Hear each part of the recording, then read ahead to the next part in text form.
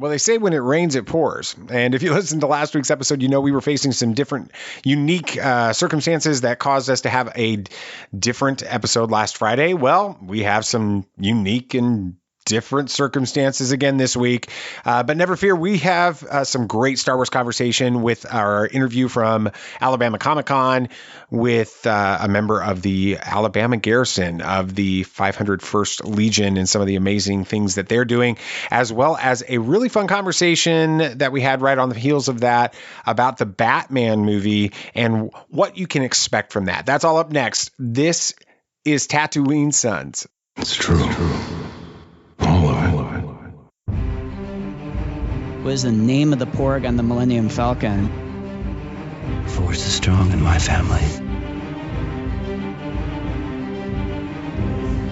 What do you think his name is? It's a big moment. I am a Jedi, like my father before me. Maybe Turbis? Do or do not. There is no try. Turbis? Pablo, if you're listening to this live stream, that porg's name is now Turbis. It's a good Star Wars name. We're not done yet. These guys recorded an awesome podcast called Tatooine Sons. Everybody listen to that. Well, welcome to another unusual, unexpected episode of Tatooine Sons, a pop culture podcast. Oh, I needed to hear that intro with Ryan Johnson and BB Nate and Turbis the Porg. We are the only fan podcast to name a canon Star Wars character and to be endorsed by Ryan Johnson. We believe that pop culture is the mythology of our generation and that there is a story written on our souls and that these myths speak to that story. And sometimes these stories are exactly what they were intended to be: entertainment and an escape. And I have every intention of trying to find some time this weekend to watch one of these types of stories, either a Marvel movie or a Star Wars movie, or maybe we'll go see No Time to Die Again or something like that, because we need an escape. Mom's surgery. For those of you that listened to the podcast last week, you know that my mother had open heart surgery. She ended up having a double bypass surgery, and it went well, thankfully, and she is finally home. And so we are grateful for that, and we thank you for your prayers and notes of encouragement that you have sent to us. Thank you guys so much for that. This week was complicated in different ways. Sam rear-ended somebody yesterday. Fortunately, nobody was hurt and no significant damage to either vehicle, so we should be good on that. And then BB Nate is going through something. So if you can keep him in your prayers. He's facing some abdominal pain that has just been getting increasingly worse over the past couple of months, so much so that this next week he will be going in for an endoscopy so that they can try to figure out what's going on. So all of that has led us to another different episode. BB Nate and Samuel the Hutt are not with me this week, but I have some exciting news, and we do have it all figured out, and hopefully we're going to be able to pull it together for a special shift in our schedule that we'll talk about at the end of this episode. But before we do that, when we were at Alabama Comic-Con earlier in October, we had the amazing time being in a booth right next to the Alabama Garrison of the 501st Legion. We had a great time with those people. I love the 501st and Rebel Legion and Mando Mercs and the Droid Builders Guild, all of the things that these troops do, these charity organizations do to bring Star Wars to the world and also raise money for charity. And so this is a real treat for us to have had 15, 20 minutes to talk with the people over there at the Alabama Garrison of the 501st Legion and all of the things that go on with that troop and that charity organization. You're going to really enjoy this interview with them. And then we continued our conversation. We really want to talk about the Batman trailer that came out of DC Fandom, but because of everything going on, we haven't had that chance. But we were able to talk about it at Alabama Comic-Con. And BB Nate, as you know, is a massive Batman fan. He's read pretty much all the comics that he can get his hands onto when it comes to Batman. And he is super excited about this movie. And so he did a sort of a knowledge bomb on us there for a few minutes, and we talked about the Batman. So I can't wait for you to listen to that. I'll be back at the end of the episode to talk about what's coming this Tuesday and next Friday and some changes that begin in November. Can't wait for that. Hello, what have we here? Achuta, Star Wars, Marvel, DC, Disney, Star Trek, and even sports fans, we've got a big surprise for you. That's right, Samuel. The Tatooine Sons is proud to announce that our show is now sponsored by Cufflinks.com. Yeah, Cufflinks.com is a family-run business owned by three brothers who are huge Star Wars fans. But they have so many other brands too, including Disney, Marvel, DC, NFL, college football, Roll Tide, along with classics like Jan Leslie, A Dachshund Bull. Now, as hard as it is to believe, Christmas is just around the corner. So thanks to Cufflinks.com, we just made shopping for the sharp-dressed Star Wars fan in your life so much easier. They have over 3,000 items on the website, covering not just cufflinks, but ties, tie bars, socks, money clips, and other great gifts. And we're saving you money. Just use the code Tatooine15 at checkout to receive 15% off everything on the site with no minimum order required. It's such a great deal. Yeah. So head on over to Cufflinks.com today. And remember, use that code Tatooine15 at checkout. Impressive. Most impressive. We just finished lunch. We sat outside for about 20 minutes and thawed out because it's as cold as a con I've ever seen, which is great because sweaty nerds in cosplay can smell really bad. Yeah. So we're glad to do this. And we're getting ready to talk about the Batman. But before we do that, we have a special guest. Sam and Nate aren't acknowledging. No, yeah. We're not. They're just... I'm letting you lead. They can't hear We were going to let you. They can't hear your head shake. We were going to let you do that. Do the gays? We've got now. If you've been to a con, or lots of movie premieres, charity events. Yeah. If you've seen season 1 of The Mandalorian, then you should be very familiar with the 501st Legion. Yes. They Yes, sir. are amazing, and we have Tracy Stallings from the Alabama troop, right? How's that? Alabama Garrison. Alabama Garrison. I know I'm not a trooper, so I want to make sure I do it right. Tracy, thank you for jumping in and talking with us a little bit. Thank you. We are so excited to have you guys here because you guys do such amazing work in the fan community. I remember taking these kids to see The Force Awakens in 2015 before we even started this podcast, and they're little kids, and there was a bunch of stormtroopers and Darth Vaders and all these people outside, and those were 501st. They were. They were. People at it. Tell us a little bit about the 501st and what the mission is.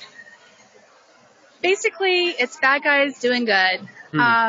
We are a international charity group, a Star Wars costuming group. We are part of a set, and we focus a lot on giving back to our communities, giving through charities, donations, fundraising events.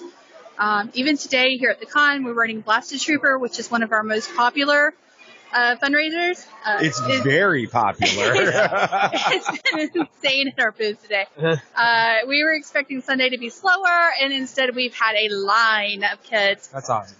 Basically, they donate to a local charity of our choice, and we work with all different charities. So it's nothing in particular. We don't have a favorite.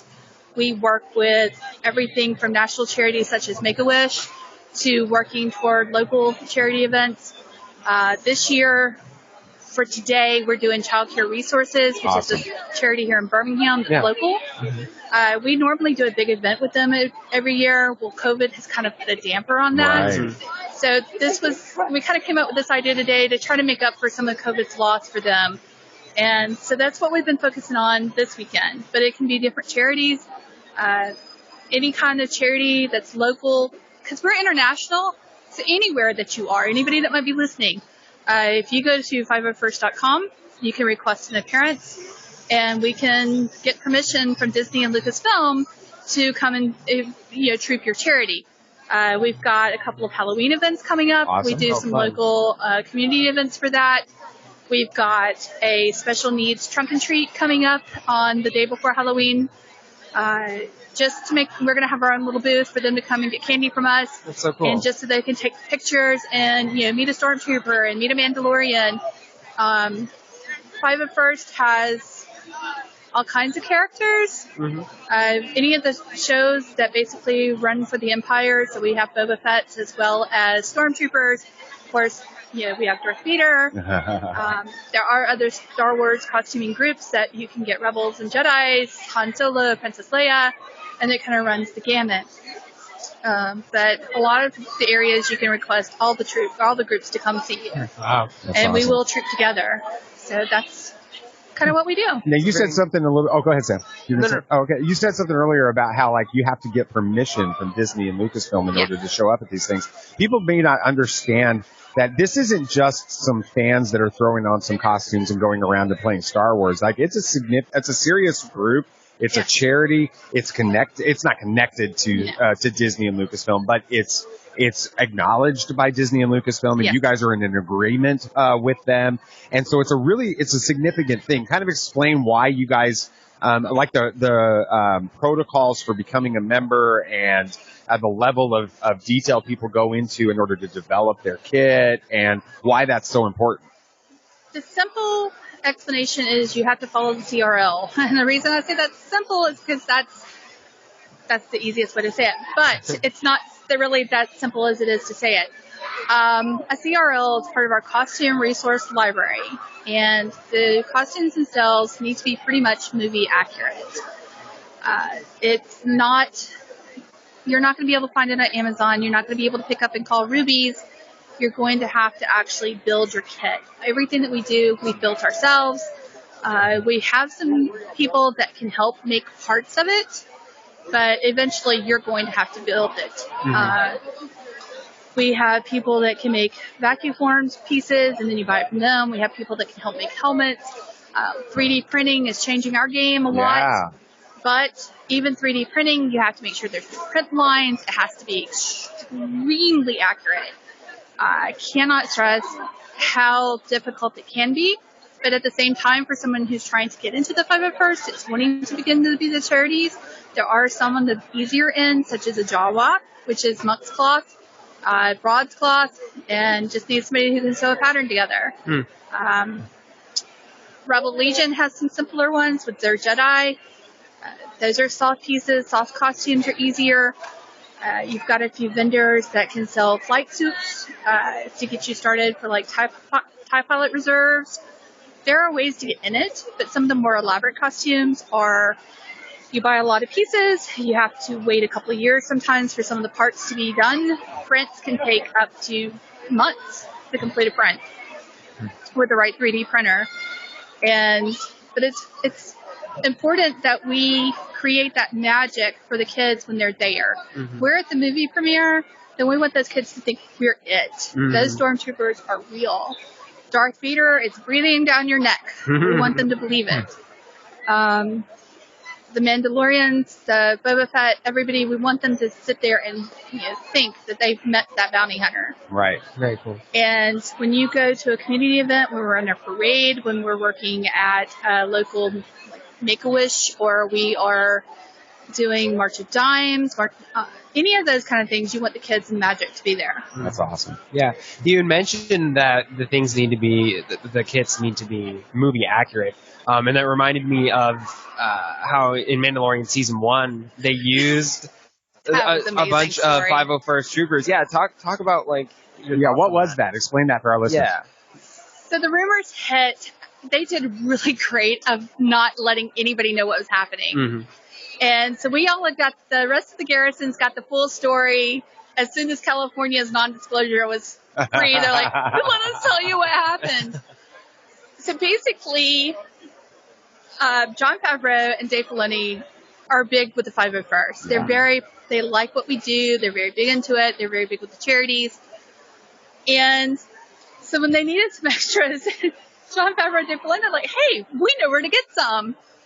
So they basically advertised that they were going to do an event. Okay. Okay. Everybody got there with their kits. They said clean stormtroopers only, no sand troopers, no clean stormtroopers only. And so the California Garrison showed up with their kits. They put them on a bus, made them sign lots of non-disclosure agreements, and drove them to the set. And we're like, this is what we're doing.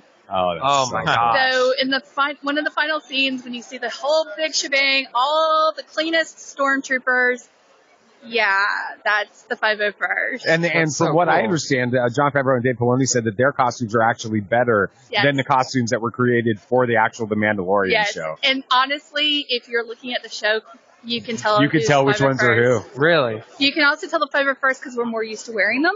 Okay. Mm-hmm. So for us, it was not like an extra putting on a costume.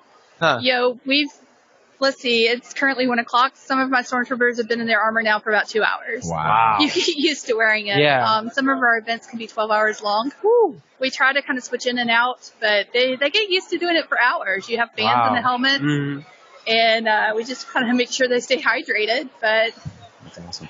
So tell everybody how the 501st came about, if you know. To the best of your knowledge. Yeah. I don't even know all the beginning. It has been going on for so long. It just kind of exploded from when he started and what it became. And then kind of Lucasfilms kind of let this happen and they helped it happen. And then when Disney took over, they're like, so what's going on? Yeah. They're like, okay. I don't think they still quite understand because it's such a the unique big corporate thing. machine has a hard time wrapping their heads around it. Yeah. There's nothing really like this. Right. And it blew international. And I know we're focusing mostly on the 501st, but I'm also a part of the Rebel Legion. Right. Okay. And with the Rebel Legion last year for COVID, we decided to do a thing called Rebelthon. And when we did it for a few hours, raising money over it, had it, streaming live, had some of the voice actors, authors, Brian Herring, one of the puppeteers, is really big into it. And we had raised money for UNICEF.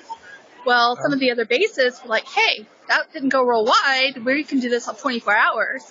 Wow. So this year, we went 24 hours long. No way. And groups in the bases in Shanghai and bases in Italy, Europe, a lot of them picked up some of those time zones.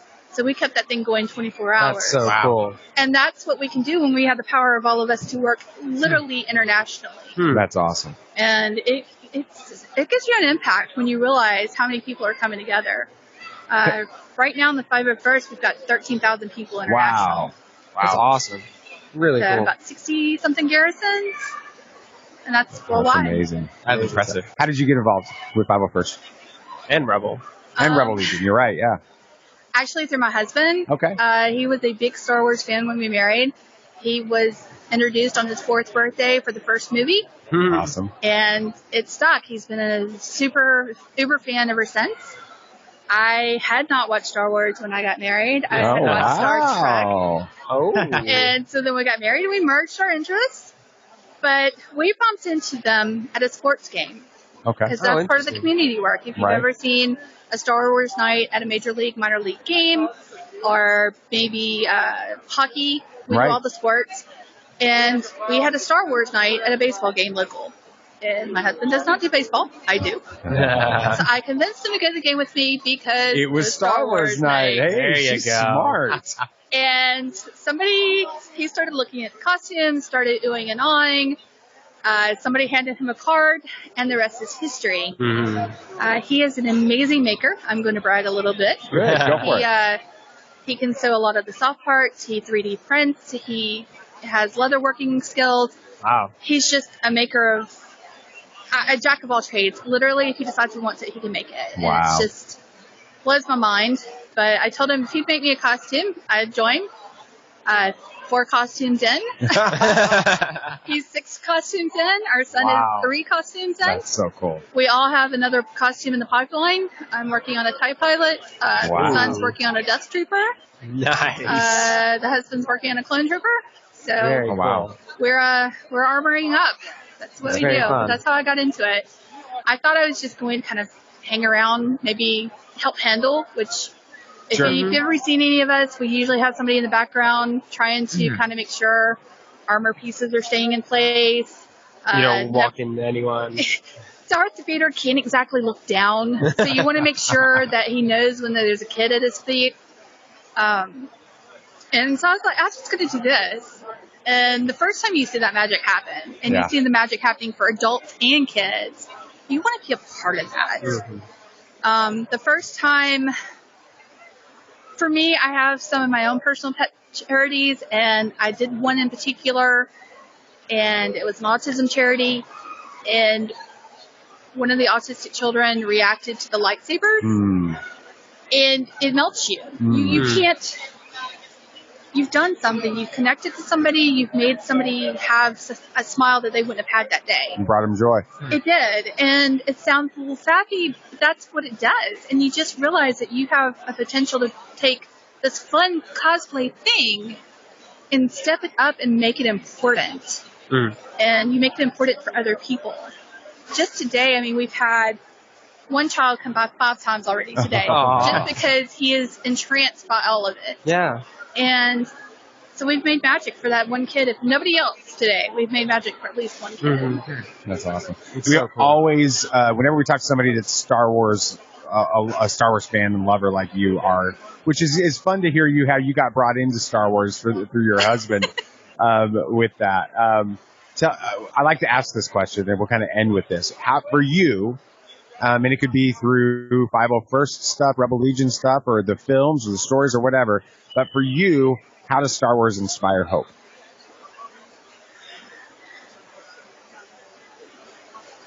I think because you always see somebody fighting for what they see to do the right thing. At the very end, the rebels are always fighting for something to be better. They're fighting for a happier time. They're fighting for more inclusivity. They're fighting for a greater good. And I think you always see that there's going to be somebody trying to bring that better into the world. And that no matter how evil or bad or what kind of Palpatine or Darth Vader you're going to have, there's going to be somebody that's going to be like, no, you need to stop. So I think that's what it is for me. So if somebody wants to get involved with the 501st or the Rebel Legion, what's like the first thing that they need to do to kind of learn how to engage with you guys? Is there a website they need to go to, or do they need to reach out to somebody in their local troop or their local garrison or whatever? Yes, all of that. The very first way I would start is 501st.com, so 501st.com or rebellegion.com, depending on what costume you want. A lot of times there you can find your local detachments, your garrisons, bases. Once you find your local people, a lot of us have ways to contact. We have armor parties for people to be able to join and help get stuff started. Some of these kits can be overwhelming. Please don't feel overwhelmed. Find your local people. We've been through it. We've done it. We've been there. We will help you step you through it. We'll step you through the right vendors. We'll help you find the right parts, the right 3D files. So once you get with your local group, alternatively, each of the costumes have detachments. Okay. So they have specialty groups. So a lot of them have Facebook groups or forums, like the TIE Fighters. I have the Jolly Roger Squadron, and they have been invaluable in helping me find my parts. So you find your local detachment, get in the forums. People are there to help you. I mean, we want more people. We want people to join us. That's awesome. So it's more than just an opportunity to dress up in some really cool Star Wars costumes and do some charity work. It sounds to me like that's the icing on top of the cake, which is the community that you get to build, the friendships and the relationships with other Star Wars fans that are like-minded, trying to do some amazing things in the community, and you get to build those friendships. We've become a family. I won't lie. I mean, that's what we do.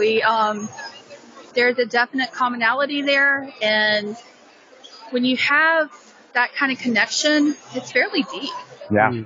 And so, right now we'll probably wrap this up and then go out and have our dinners and then go on our separate homes, but some of us are an hour away. Yeah. But that's what we do. We see each other often because we do this as much as we can.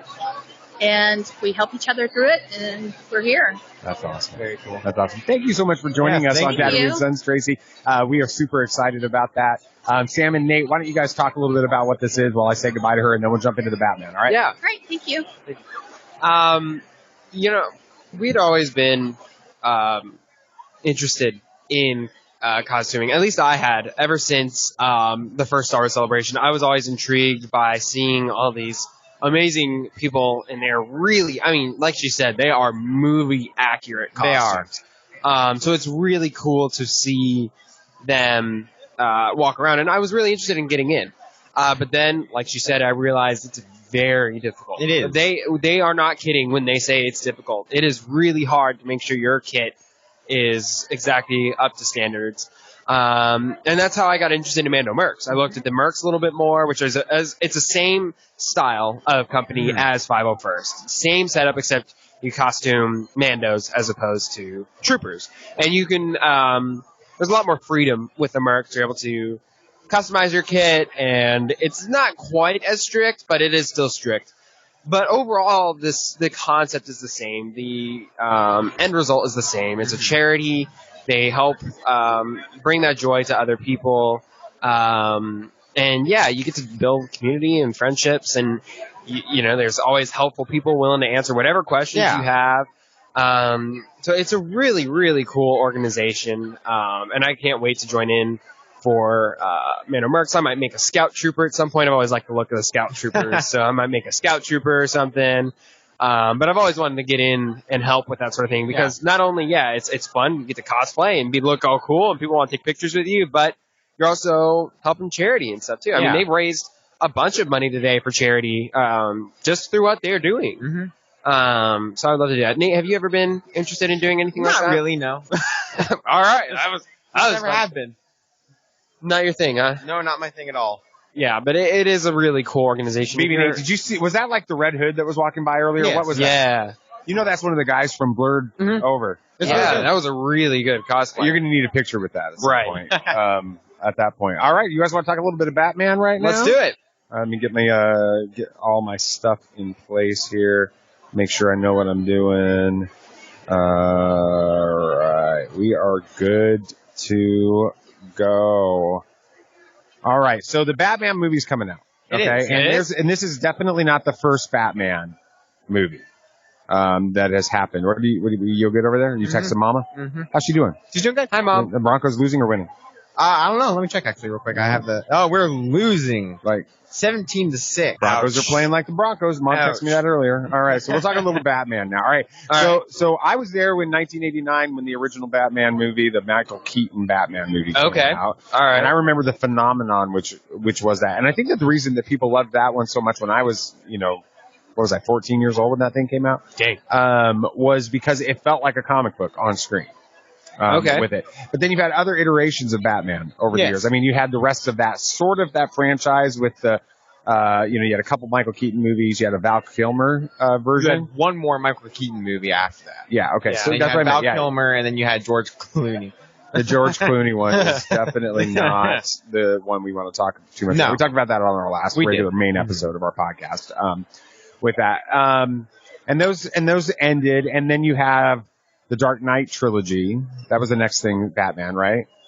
Yes. Okay, so after a lot of TV series and stuff, that was the next thing. So you had the next one, which was the Christian Bale one. So you have the Batman Begins, the Dark Knight, and the Dark Knight Rises. Am I right? Mm-hmm. Okay, I want to make sure I got that one right, because I always seem to get that one confused with it. And then, of course, you've got Ben Affleck's Batman. He was in Man of Steel and in Justice League. He wasn't in Man of Steel. Excuse me, Batman versus Superman. That world. Yes. With it, and then the theatrical version of Justice League, which is the Justice League that we don't discuss. And then Zack Snyder's Justice League. That one's good. Which is good. Yeah. Now my question is, and BB Nate's our resident Batman's super expert with this, so we're gonna have we're gonna lean on you really strong, BB Nate. All right. This one feels very different in style, in presentation, and everything. It doesn't feel like another reboot of the Caped Crusader franchise. They're just trying to, do it all over again.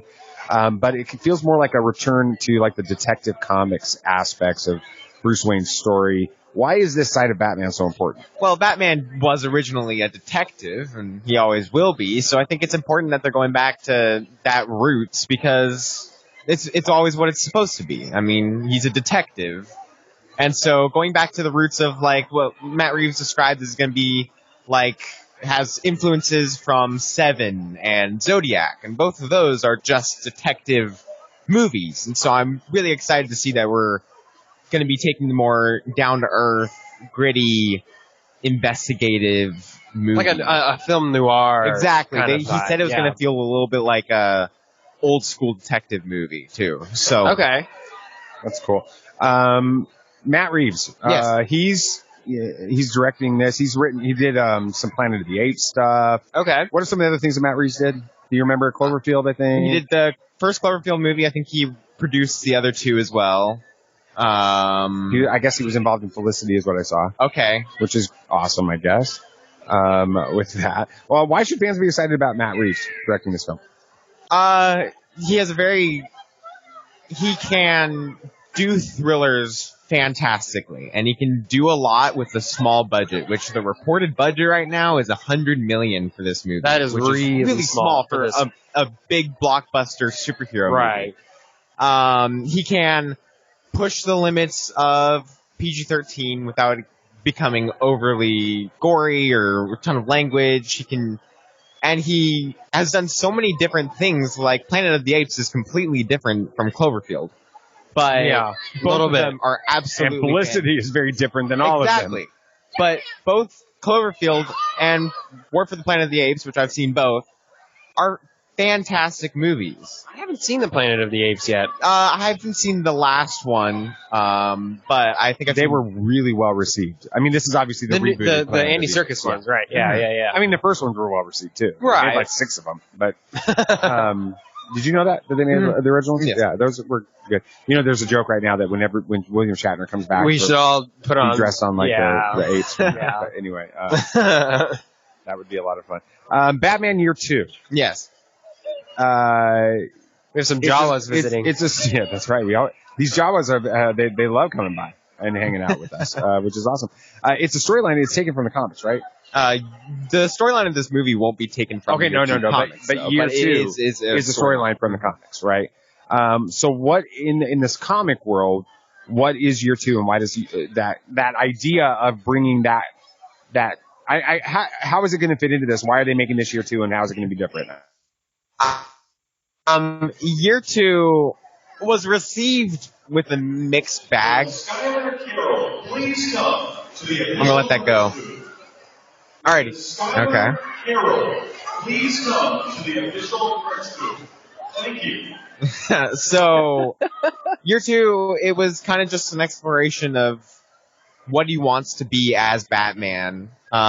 He dealt with the no gun rule a lot in that, and it was kind of received as this was a really weird comic that didn't fit in, especially coming after Frank Miller's Year 1.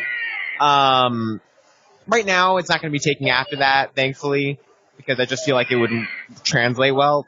It is just going to be set in Year 2 of his career, but just still explore what it is to be Batman. So it's obviously, you said it's not taking it from the comic books with that, but what's the overall feel that you expect from this movie that's going to sort of tie into some of the same feel as that comic? Do you have it? Is it going to be similar in that, or? It shouldn't be. No, we're not expecting it to be the same. Year 2 was just dealing a lot with just so many different things. This feels a lot more like Year 1 than Year 2. Okay, so explain that a little bit. So more. Year 1 was a gritty detective story with Batman learning what it is to be Batman and everything with that. And it was really good. Frank Miller does fantastic with that series. And it showed him taking down big crime bosses, which is what it looks like might be happening in this movie. And it was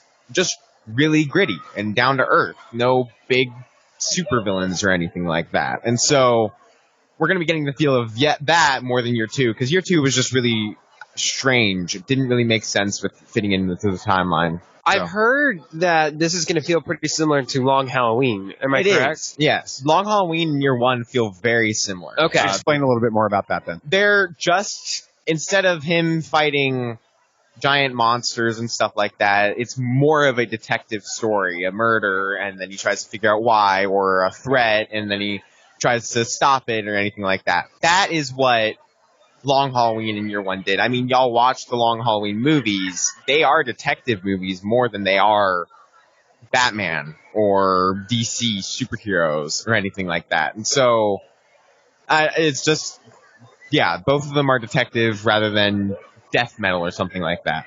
What are you hoping, like, perfect world scenario, next weekend, DC Fandom 2021, or DC Fandom the sequel, like you called it on our show? What are you hoping to get from, learn about the Batman at that?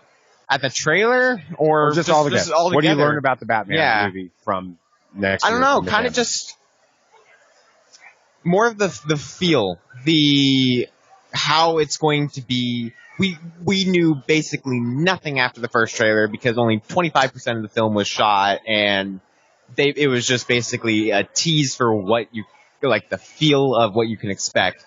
I'm hoping we get some more plot points in this. I'm hoping we see a little bit more of the Riddler. I'm hoping we see a lot more of Gordon and Cobblepot, just more of the characters, Catwoman, of course, and just kind of get, okay, this is going to be a Batman movie. I feel like that's what I want.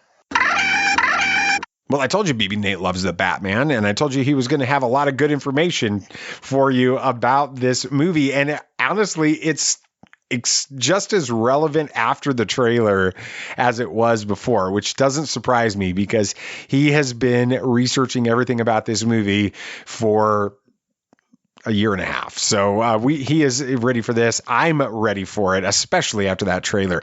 And here's where it gets exciting. Starting on Tuesday morning, God willing, as long as we don't have some other crazy crisis come up, we are going to be changing our weekly release schedule. So beginning November 2nd, this coming Tuesday, our regular weekly episode that you've been hearing on Fridays will now be premiering on Tuesdays. There's a couple reasons we wanted to do that. Originally, when we moved it to a Friday release, it's because we wanted to talk about the Marvel series that were coming out on Friday and record right after those series were released, episodes were released, and talk about them in real time. But with everything that's gone on with a shift in the schedules and this gap in time before Hawkeye comes out and the Book of Boba Fett comes out, and the way that the show has kind of evolved over the last couple of months, we figured it doesn't really make a lot of sense to do a Friday episode anymore.